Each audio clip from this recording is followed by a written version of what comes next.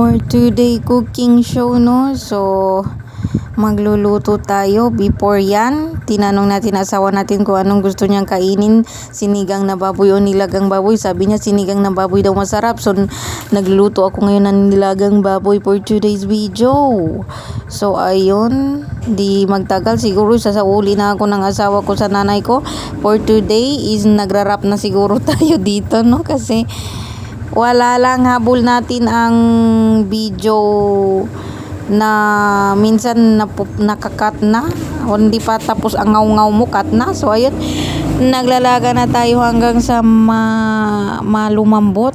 Ayan, tinimplahan na natin ng patis, pork cubes, asin, red onion, white onion, may dahon ng laurel din yan, pamintang buo. Bakit laurel? Kasi masarap siya sa sabaw. Kahit 2 piraso, 3 piraso lang, no, nagbibigay siya ng aroma sa sabaw. Try nyo.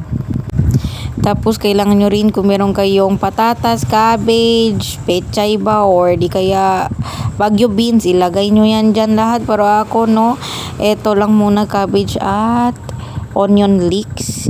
Kasi may kinainan kami noon sa Zamboanga na may binili kaming sinigang sabaw na baboy, no. Tapos may laurel, bay leaves.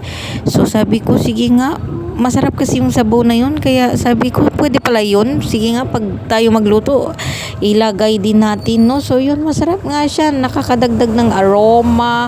Yung bang sabaw palang ulam na, no. Lalo na mga anak ko, gusto ng masabaw. Ayan, hindi sila masyado sa meat, sa karne, lalo na pag pork. Pero sa sabaw, yan, favorite nila yan. At saka, ayun, kuro-kuro nyo lang yan siya, guys, no. Sabaw pa lang yan, ulam na talaga. Kasi, solve ka na sa sabaw pa lang.